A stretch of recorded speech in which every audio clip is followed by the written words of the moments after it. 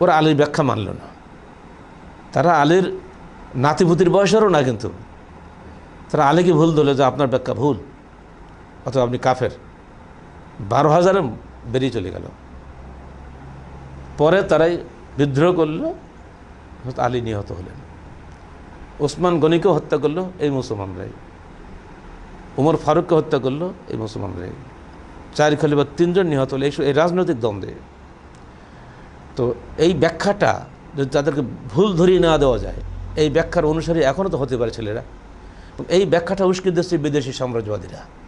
তাদের পোশাক কিছু বুদ্ধিজীবী আছে, বুদ্ধির নাম করে এগুলো করছে, টাকা পয়সা বিনিময় এগুলো শেখানো হচ্ছে এখন।